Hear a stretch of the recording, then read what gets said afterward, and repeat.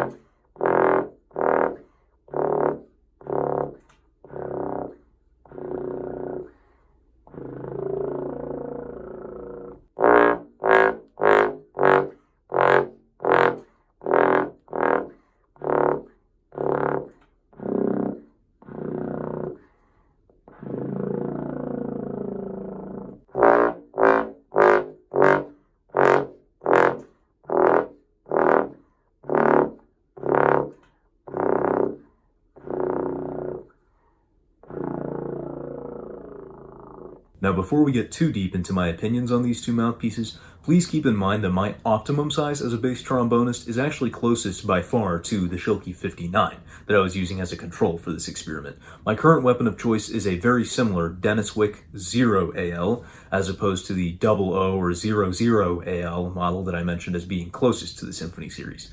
Additionally, having been in very much subpar shape on bass during this time meant that my struggles and, shall we say, technique deficiencies were only amplified the larger of equipment that I tested out. And this ultimately means that at the very least at the time of recording, and probably even now, neither of the Schilke Symphony Series mouthpieces were my optimum or even are my optimum, and we have to bear in mind the rather significant learning curve associated with each if all you've played on up to that point is things like a 2G or a 1.5G.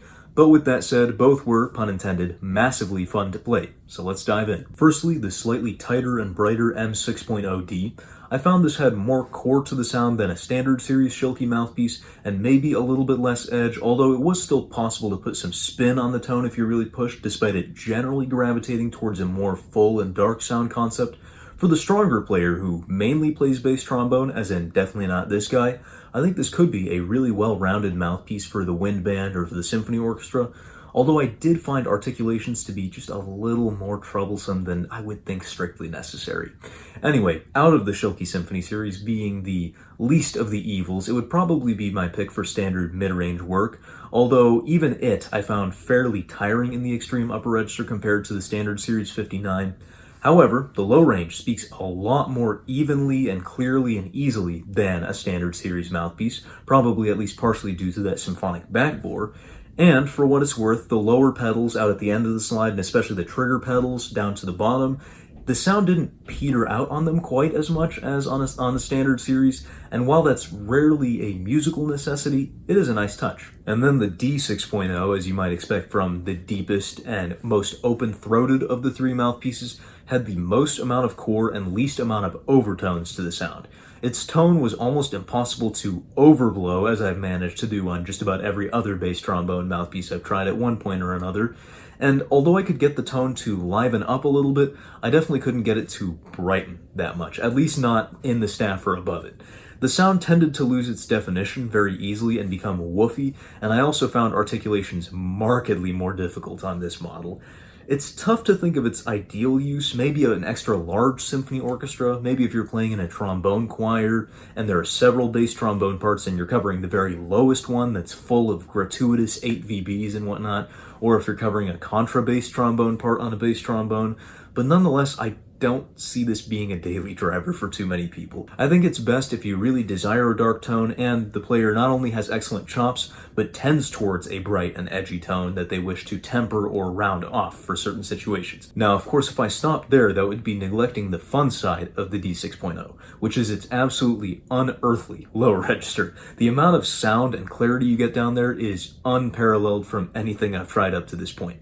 Not only was it, of course, leaps and bounds better than the standard series Schilke, but even quite a bit better than the M6.0D. It really is just amazing. If you look at the waveforms, you can see it actually has some meat on the bones, down to the lowest double trigger pedals, unlike the other two mouthpieces. With that said, it's an absolute air hog. The O throat is truly not for the faint of heart, and I really was breathing just about every note to get it to speak, but nonetheless, a lot of fun in that regard.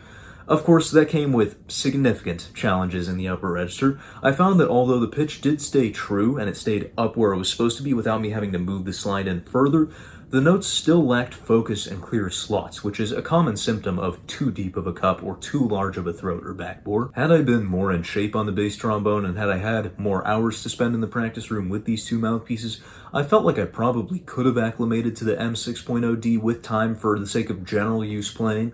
But while the D6.0 was definitely more fun to honk on, and I did like the darkness of its tone, at the very least at that time, and even probably now, it was/is somewhat of a lost cause for my personal set of chops. And here's something to keep in mind in general, is most bass trombone players don't spend the majority of their actual serious ensemble and performance time in the basement. They typically will spend more time towards the bottom of the bass staff, maybe in the middle or top, or even above the bass staff, and they need to have good clarity and sound and pitch centering all through that register. And if a mouthpiece like a Schilke Symphony hinders that for you, I still would hesitate to pick it even given the low register benefits over something more conventional or a little bit smaller that helps you out through the full range of the horn. That being said, I think the Schmidt backbore and even the O throat, even though I'm not as much a fan of that in particular, are incredibly useful in terms of adding meat to the sound in the low register and taming the edges of the sound in the mid to high register without actually having to play on a bigger mouthpiece by way of a wider inner diameter or a deeper cup. And that, I think, should be an option to add the Schmidt backbore or the wider throat to a range of inner diameters, not just the 6.0. And that's kind of my big point to the Schilke company with this video. Schilke, we need smaller symphony-based trombone mouthpieces. Not everybody can play on a 6.0 diameter, and I think that's ridiculous to expect. At the very least, we should have a 5.9 symphony series, and maybe even a 5.8. I think players should be able to experiment with the Schmidt backbore on an inner diameter that they're more comfortable with, so that they can more incrementally size up rather than jumping practically, in my opinion, into contrabass trombone territory. But nonetheless, getting too far along this train of thought would be beyond the scope of this video. Again, thank you very much to Virtuosity Musical Instruments for providing me with the gear and the opportunity to put this video together for you all. Do me a favor, and if you haven't already, check them out, whether it's their shop, their website, their YouTube channel, or any other means of seeing what it is that they do. Their service reps are fantastic to work with and a lot of fun to nerd out with if you're like me and can talk nonstop about this type of stuff. Nonetheless, I hope this video has been as enjoyable for you as it was for me to put together. If you did enjoy, make sure to leave a like and a comment, and stay tuned for more content coming very soon. Until next time, we'll see you on the flip side. Thanks for watching, everybody. If you want to support the creation of bigger and better content on the Samuel Plays Brass channel, have your name featured right here, and a whole host of other perks and benefits, then please consider pledging your support at patreon.com/SamuelPlaysBrass. For now, you can find more videos in the end screen cards to my left.